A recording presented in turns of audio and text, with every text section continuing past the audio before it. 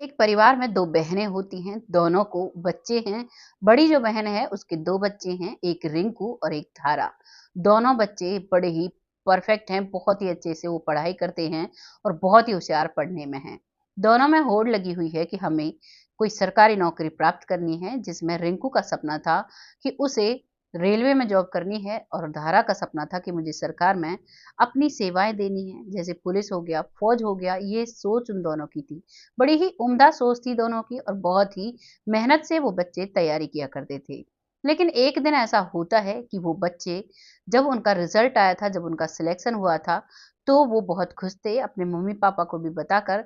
तभी अपने मकान मालिक का बाइक लेकर वो घर से जाते हैं और जैसे ही वो मार्केट की तरफ जाते हैं, तो वो एक ट्रक के पीछे चल रहे थे और अचानक उनकी बाइक गिर जाती है।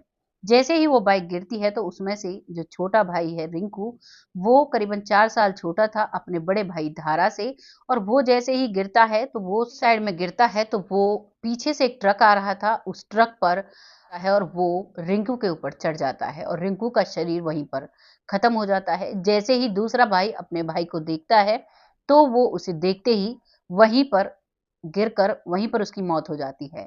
उसका कारण था वो अपने भाई को देखकर मरा था, लेकिन यहाँ पर सब समझ रहे थे क्योंकि गिरते समय उन दोनों को चोटें आई थी और जो रिंकू है उसका शरीर बिल्कुल नहीं बचता है, वो सड़क पर बिल्कुल उसका शरीर खराब हो जाता है।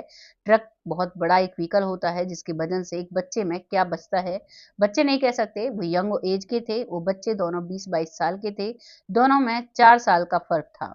और अब घरवालों को जब ये बात पता चलती है तो घरवाले बहुत परेशान होते हैं, पूरे गाँव में हाहाकार मच जाता है क्योंकि एक ही घर से 2 बच्चे, वो भी जवान बेटे, एक साथ अगर चले जाते हैं तो क्या हो उस परिवार का।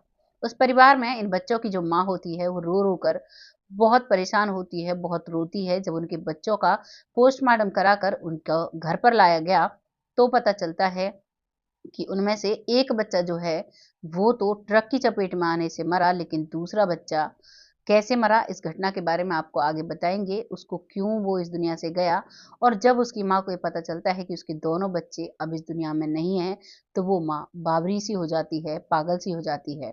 वो दिन-रात अपने बच्चों का ही नाम लिया करती, उनका ब नाम ले लेकर वो रोया करती। इस बात को सभी देखते हैं, लेकिन कोई क्या कर सकता था। अब उन बच्चों का जहाँ पर अंतिम संस्कार हुआ था, वो माँ रात के समय उनकी जो चिताएँ थी, उनका जो जहाँ पर उनकी अंतिम क्रिया हुई थी, उस पर जा जाकर ग उनके उनके ऊपर लिपट-लिपट कर रोती है और अपने बेटे धारा और रिंकू को याद करती है। रात को उसका पिता वहाँ से अपनी पत्नी को लाया करता और वो बहुत ही रोया करती। अब उसकी तबीयत ऐसी हो गई कि वो मरने योग्य हो गई, वो उसने खाना-पीना सब त्याग दिया और वो ऐसे रहने लगी थी मानो कोई बेसुध इंसान घर में हो। इस चीज़ को देखकर उसका पिता बहुत परेशान था और भगवान से यही गुहार लगाता था कि हे भगवान, काश मेरा एक बच्चा तो तुम मेरे साथ छोड़ देते। अगर तुम्हें चाहिए था तो तुम मेरा एक बेटा ले लेते। पूरा गाँव इस चीज़ से बहुत दुखी था और सभी उसे सांत्वना देकर जाया करते, सभी उसे समझा कर जाया करते, लेकिन वो नहीं मानती है। और वो अपने बच्चों को दिन-रात याद करती रहती है। घर पर उसकी जो मौसी थी, उसी की बहन, वो अपनी छोटी बड़ी बहन को काफ़ी समझाने की कोशिश करती है, लेकिन वो नहीं मानती है। इधर जो उसकी बुआ होती है, वो अपनी भाभी को बहुत अच्छे से सँभालती है, अपने भाई को भी संवेदना देती है, अपने भाई को भी समझाती है, कहती है भाई जो हो गया उसे हम नहीं बदल सकते, अब तो जीना पड़ेगा। ये हालात उस परिवार के होते हैं और अब वो महिला अपने बेटों के वियोग में इतनी बीमार हो जाती है कि वो खाट पर पड़ी रहती है। अब वक़्त आता है 2017 का और भगवान एक ऐसा करिश्मा करता है कि वो महिला जो मरने योग्य हो गई थी, वो अब जीने की उम्मीदें भरती है और वो आज खुश है और बहुत अच्छे से रह रही है। ऐसा क्या उनके जीवन में आया जिसकी वजह से वो महिला एक जिसकी हालत मरने जैसी हो गई थी और वो बच उठी है? आइए जानते हैं इस कहानी को। 2017 में जो उनका पहला गाँव था राजस्थान से करीबन 30-32 किलोमीटर दूर, उस गाँव का नाम था होडला। उस गाँव की ये सच्ची घटना थी। अब उससे 30 किलोमीटर इधर अलवर राजस्थान में 2 बच्चों का जन्म होता है 2017 में। वो बच्चे जुड़वा होते हैं, घर में खुशी मनाई जाती है कि किस तरीके से अपने बच्चों जब कोई माँ गर्भवती होती है, तो परिवार खुश रहता है कि अब हमारे घर में नन्हा बच्चा या नन्ही बच्ची आएगी, घर में बहुत खुशी रहेगी। लेकिन वहीं पर अगर एक की जगह 2 बच्चे हो जाएँ, तो खुशी डबल हो जाती है। वैसा ही इस परिवार में होता है और इनकी खुशी अब दुगनी हो चुकी थी और बड़े ही लाड चाव से अपने बच्चों को वो पालते हैं। अक्सर जो दादी है वही अपने पोतों को बहुत अच्छे से रखा करती, क्योंकि गांव में महिलाओं के पास बहुत काम होता है। 1 महीने तक, डिलीवरी के 1 महीने बाद तक महिलाएं रेस्ट करती हैं। उसके बाद खेतों का काम, घर का काम बहुत सारा हो जाता है और जो घर की बुजुर्ग महिलाएं हैं वही बच्चों का भरण पोषण, पालन पोषण किया करती हैं। वही उनकी मालिश करती हैं, वही उन्हें घुमा कर लाती हैं, वही उनको नहलाती हैं, वही उनको कुछ खिलाती हैं। माँ तो सिर्फ दूध पिलाती है और उसके बाद ज़्यादातर गाँव में बच्चों को माँ ध्यान नहीं रखती है, क्योंकि ज़्यादातर गाँव में जो बुजुर्ग महिलाएं हैं वो इन्हीं कामों के लिए अपने परिवार का साथ देती हैं। क्योंकि गाँव की एक परंपरा है, गाँव की परंपरा के हिसाब से शहरों में बहुत सारे वृद्धाश्रम बने हुए हैं, बुजुर्गों को कोई अपने साथ नहीं रखता, लेकिन गाँव में ऐसा चलन नहीं है। गाँव में लोग अपने बुजुर्गों से बहुत प्यार करते हैं, उनकी हर बात मानते हैं। आज भी गाँव में बुजुर्ग महिलाओं का हर हुक्म बजाया जाता है, बहू भी मानती है, बेटे भी मानते हैं, पोते-पोतियाँ भी मानते हैं। ऐसा ही ये परिवार था और यहाँ पर वो जो दादी है, वो अपने पोतों के साथ बहुत खुश रहती है। जो ये बच्चे हैं, इनकी माँ का नाम कमला देवी है और इसके पिता का नाम महेंद्र है और इसकी जो दादी है, वो अपने पोतों को बहुत खुशी-खुशी रखती है। अब इसका नामकरण आता है और नामकरण जब होता है तो दोनों का नाम सोनू और मोनू रखा जाता है। दोनों का नाम सोनू मोनू है, धीरे-धीरे बड़े हो रहे हैं। अब जैसे ही ये बच्चे 1 साल के होते हैं और ये बच्चा बोलना शुरू करते हैं, तो इसमें जो मोनू है वो तुतलाता है। तभी सोनू कहता है कि ये तो पहले भी ऐसे ही तुतलाता था, लेकिन अब भी ये ऐसे ही तुतला रहा है, कब तू सुधरेगा? इतना छोटा बच्चा जब इस हिसाब से बात करता है, तो उसकी दादी कहती है कि पहले कब? इसने तो पहली बार बोलना सीखा है और इसमें पहले कहाँ से आ गया? तभी वो सोनू कहता है कि माँ, ये पिछले जन्म में भी ऐसे ही तुतलाता था, मैंने इसे देखा था, ये मुझसे छोटा था 4 साल। जैसे ही वो दादी इस बात को सुनती है, बुजुर्ग महिला थी, इन बातों पर विश्वास करती थी, तो उनसे वो पूछने लगती है कौन सा गाँव है? तो उसी तुतलाती सी आवाज में मोनू बोलता है, होडला हमारा गाँव है और हमारी माँ हमारा बहुत जोर से इंतजार कर रही है। इस बात को माँ सुनती है तो माँ, जो दादी है, वो अपने तक ही बात को फिलहाल रखती है। रात को वो दोनों पोते अपनी दादी के पास सोया करते। रात को वो पोते बहुत सारी बातें अपनी दादी को बताया करते। दादी इन बातों को सुनती है तो एक दिन दादी अपने बेटे से जिक्र करती है कि जो पोते हैं मेरे, वो तो रात को ऐसे बताते हैं, मुझे लगता है इनका दूसरा जन्म है और ये होडला गांव से थे। इस बात पर वो बेटा अपनी माँ से कहता है कि माँ, क्यों पुरानी बातों को बढ़ावा दे रही हो? ऐसा कुछ नहीं होता, हमारे बच्चे हमारे हैं और आप इन बातों को बढ़ावा ज़्यादा मत दो। तभी एक माँ अपने रौब में आती है और कहती है कि मैं तो बढ़ावा दूँगी, मेरे पोते कितने परेशान हैं, क्या तुम्हें पता है? सारी रात वो अपनी माँ को याद करते हैं, कई बार तो रोने भी लगते हैं। क्या हो जाएगा जो ये अपनी माता-पिता से मिल लेंगे तो? इस बात पर उसका बेटा अपनी माँ से कहता है, ठीक है, देखते हैं। ऐसे ही कई बार वो दादी अपने पोतों के लिए अपने बेटे से बात करती है, लेकिन ये सिलसिला यूं ही चलता रहता है और अब धीरे धीरे वो बच्चे 3 साल के होते हैं और उनका जो पापा है वो एक डिस्कवर बाइक लेकर आता है उन बच्चों के जन्मदिन पर। जैसे ही वो डिस्कवर बाइक लेकर आता है तो दोनों बच्चे अपनी दादी के पीछे चुनरी में अपना मुंह ढक लेते हैं और कहते हैं कि माँ, पापा तो ये बाइक लेकर आए हैं, इससे तो इंसान मर जाते हैं, इससे ऐसे ही पिछले जन्म में हम मरे थे और ट्रक आएगा और पापा को खून देगा। ऐसे जब वो छोटे बच्चे कहते हैं तो उस दादी को गुस्सा आता है और कहती है, ऐसे क्यों बोल रहे हो? तुम्हारा पापा है और अभी बाइक आई नहीं कि तुमने ऐसा अशुभ बोलना शुरू कर दिया। वो दादी उन्हें धमकाती है, लेकिन फिर बाद में सोचती है कि हो ना हो, इस बाइक से, ऐसी बाइक से ही ये पिछले जन्म में इस दुनिया से गए होंगे। वो माँ समझ जाती है और अब अपने पोतों को पुचकारती है और कहती है, बेटा, ऐसा नहीं होता। और वो बच्चे उस बाइक से बहुत दूर रहा करते, उस बाइक से बहुत डरा करते। दरअसल जो पिछले जन्म की बाइक थी जिस पर इनका एक्सीडेंट हुआ था, वो भी डिस्कवर ही बाइक थी और डिस्कवर ही इनका पापा लेकर आता है। अब धीरे-धीरे वक़्त निकलता है, बाइक से सोनू मोनू काफ़ी दूर रहा करते हैं और अब सोनू मोनू का चौथा जन्मदिन आता है। जैसे ही चौथा जन्मदिन आता है तो इस बात पर घर में चर्चा हो रही थी। तभी सोनू अपनी माँ की गोद में बैठा हुआ था और कहता है कि माँ, आपके हाथ में ये 4 5वां अंगूठा कहाँ से आ गया? मैंने तो खुद ने आपका अंगूठा निकलवाया था, फिर ये कहाँ से आ गया? माँ हँसती हुई कहती है, बावला है तू, मेरे हाथ में तो पहले से ही 5 उँगलियाँ हैं, 1 अंगूठा है, 4 उँगलियाँ हैं। लेकिन सोनू कहता है कि आपको नहीं पता, मैं ही तो आपको डॉक्टर को लेके गया था, क्योंकि वो 3-4 साल के बच्चे थे और अभी तक वो ऐसी बातें कर रहे थे। तभी वो माँ उसे धमकाती है और हँसने लगती है कि मेरी कहाँ से 4 उँगलियाँ ही रहेंगी, मेरा तो अंगूठा भी है। अब वो बच्चा इस चीज़ को भी नहीं समझ पाता है, तब उसकी दादी उसको इस बात को समझाती है। अब उन बच्चों को समझ आ चुका था कि हमारा ये दूसरा जन्म है और हमारी माँ वो जो हमारा इंतज़ार करती है, वो माँ हमारा इंतज़ार आज भी कर रही है। तभी वो अपनी दादी को बताता है कि माँ, मेरी जो मौसी है, वो लड़ाई करती है मेरी मम्मी से और कहती है उसके छोटे बेटे को गोद ले ले, लेकिन मेरी माँ हमारा ही इंतज़ार कर रही है। माँ, हमें हमारी माँ से मिला दो। वो अपनी दादी से जब इस तरीके से बात करते हैं, तो उसकी बात को दादी सुनती तो है, उसे दर्द भी होता है, लेकिन वो अपने बेटे से कहती भी है कई बार, लेकिन बात ऐसे ही आई गई हो रही थी। अब जन्मदिन आता है और जन्मदिन की पार्टी अरेंज करते हैं वो परिवार, लेकिन वो बच्चे जन्मदिन मनाने से साफ मना कर देते हैं। वो कहते हैं हम अपने मम्मी पापा के साथ जन्मदिन मनाएंगे, वो आएंगे तब हम जन्मदिन मनाएंगे। और उस दिन वो केक भी नहीं काटते हैं और ऐसे ही वो सब खा पी कर चले जाते हैं। वो उसके माता-पिता उनसे गुस्सा होते हैं, लेकिन बच्चे थे, कितनी देर तक गुस्सा हो सकते थे। तभी दूसरे दिन उनके, क्योंकि जैसे इस गाँव में ये बातें कर रहे थे, तो दादी जब किसी लड़की के पास या किसी महिला के पास बैठती, तो वो बताया करती कि मुझे लगता है मेरे पोतों का दूसरा जन्म है। ये होडला गाँव का अपना नाम बताते हैं।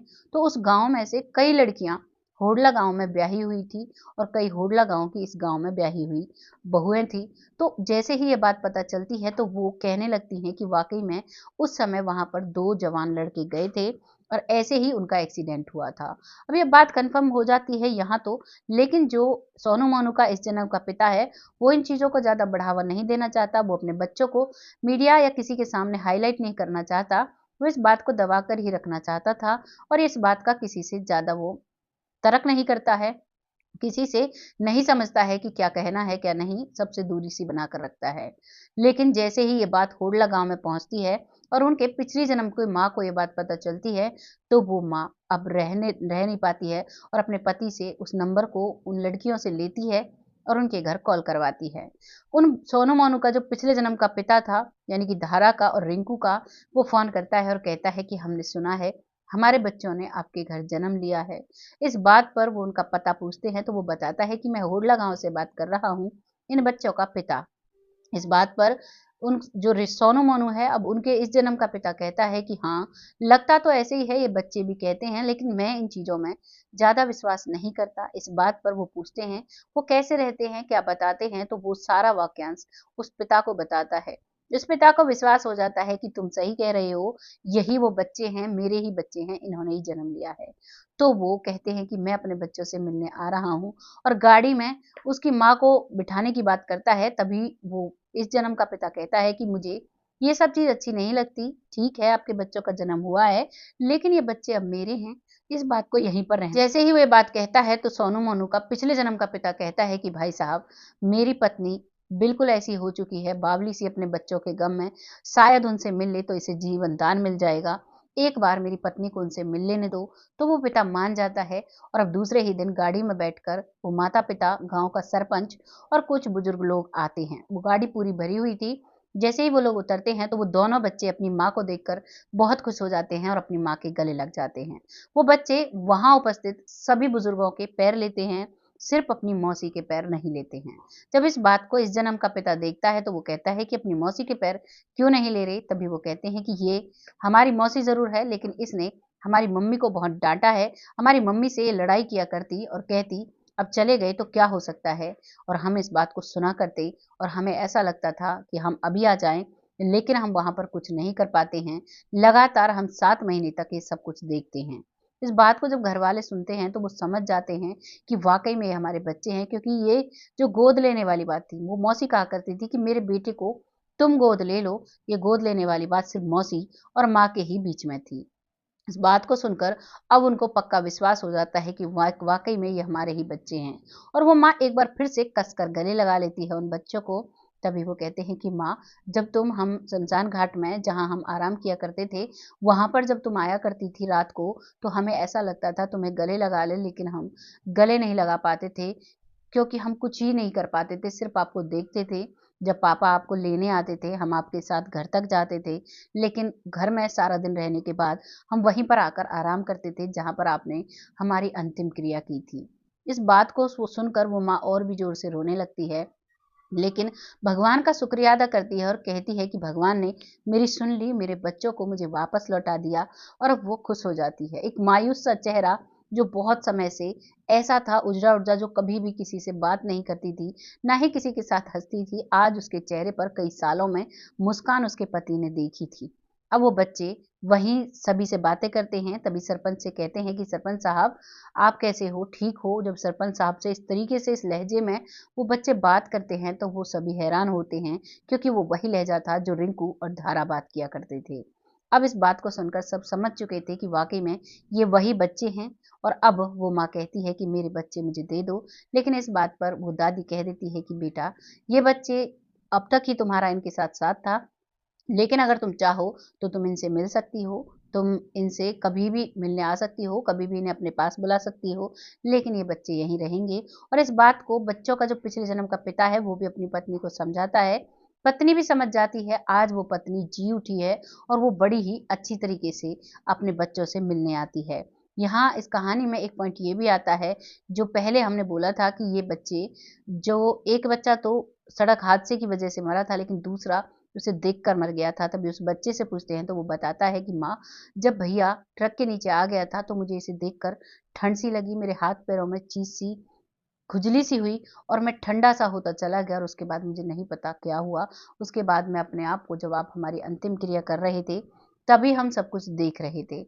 लगभग 7 महीने तक हम वहां पर रहते हैं, और 7 महीने तक हम घर से और शमशान के बहुत चक्कर काटते हैं। इस बात को सुनकर सबको विश्वास होने लगता है। तभी पूछते हैं, कुछ लोग जिज्ञासु होते हैं, वो पूछते हैं कि इतने उस दिन के बाद फिर क्या हुआ? तभी वो बताता है कि मरने के बाद हम एक बाबा के पास भी गए थे ऊपर आसमान में, वो बहुत बड़ा बाबा था, लेकिन उन्होंने हमें उसी समय वापस भेज दिया, और हम वापस आ जाते हैं, और फिर हम आकर यहाँ पर रहते हैं 7 महीने तक। उसके बाद हमारा जन्म होता है। उन्होंने कहा था इन्हें अभी वापस जाना था, लेकिन हमारा शरीर खत्म हो चुका था, पोस्टमार्टम हो चुका था, तो हम वापस कैसे आ सकते थे? इसी वजह से हम 7 महीने तक ऐसे ही घूमते हैं, और फिर हमें जन्म मिलता है। इस बात को सुनकर सब बहुत अचंभे थे, क्योंकि आज तक जिन्होंने भी बताया है, सबकी बात सेम सेम सी लगती है। वाक़ई में ऐसी कहानियों को जब हम लेकर आते हैं, तो वाक़ई में डर लगने लगता है, महसूस होने लगता है, क्योंकि एक इंसान बेपरवाह हो जाता है, लेकिन जब उसे पता चलता है कि उसके अच्छे कर्मों का और बुरे कर्मों का हिसाब इस धरती पर ही होता है, ऊपर भगवान बैठे हैं, वो सब कुछ देखते हैं। तो इसीलिए हम इन कहानियों को लेकर आते हैं कि आप लोग इससे कुछ सीख लें, अपने जीवन में अच्छा-अच्छा काम करें, जिससे कि आप गर्व से भगवान के सामने भी कह सको कि हमने कोई भी गलत काम नहीं किया, हम कभी भी नियति के खिलाफ नहीं गए। अगर इंसान को गर्व से जीना है और गर्व से मरना है, तो अपनी नियति के हिसाब से चलना होगा, कभी भी किसी गलत रास्ते को नहीं अपनाना चाहिए। जिससे कि आप गर्व से जी सको और गर्व से मर सको। आपको किसी के सामने शर्मिंदा होने की ज़रूरत ना पड़े। आप लोग जागरूक हों, सजग रहें, इसीलिए हम ऐसी घटनाओं को लेकर आते हैं। आपको ये घटना कैसी लगी है, अपनी राय कमेंट बॉक्स में ज़रूर लिखिएगा। लोगों के साथ शेयर करिएगा। आपके शेयर से हमें बहुत एक मोटिवेशन मिलता है, और हम ऐसी ही सच्ची और अच्छी घटनाएँ आपके सामने लेकर आते हैं। ये जो कहानी है, राजस्थान के अलवर की है। इस जन्म में राजस्थान के अलवर में ये बच्चे फिलहाल जी रहे हैं, पल रहे हैं, ज़्यादा पुराने समय की बात नहीं है। 2017 में इनका जन्म हुआ है, और लगभग अभी ये 8 साल के होंगे, और बहुत ही अच्छे से ये रहते हैं। जो इनकी माँ है, हर महीने इनको मिलने आती है, कभी 15 दिन में भी हर फंक्शन में इन बच्चों को बुलाती है, और इनके सहारे वो बहुत अच्छी अब ज़िंदगी गुजार रही है। क्योंकि बहुत से सब्सक्राइबर हमारे होते हैं, जिनको हर चीज़ का प्रूफ चाहिए होता है, तो इस गाँव में जाकर इनसे मिल भी सकते हैं, और प्रूफ भी ले सकते हैं। जो हमने बातें बताई हैं, वो 100% सत्य हैं। जो भी आपकी राय रहती है, उससे ही हमें मोटिवेशन मिलता है, और आपके जो कमेंट्स होते हैं, उनसे ही हम आगे बढ़ पाते हैं, और उनमें हमें एक चीज़ महसूस होती है कि हम लोग जो काम कर रहे हैं, वो एक सही डायरेक्शन में है। क्योंकि कमेंट से ही हमें ये एहसास होता है। तो अपना कमेंट ज़रूर लिखिएगा, साथ ही साथ चैनल को भी सब्सक्राइब कर लीजिएगा, और बेल आइकन को भी दबाइएगा, जिससे आने वाली हर वीडियो का नोटिफिकेशन आपके फ़ोन पर आए। बहुत जल्द ऐसी ही किसी सच्ची और अच्छी घटना के साथ आती हूँ। तब तक खुश रहें, आबाद रहें, अपना और अपनों का ख्याल रखें। जय हिंद, जय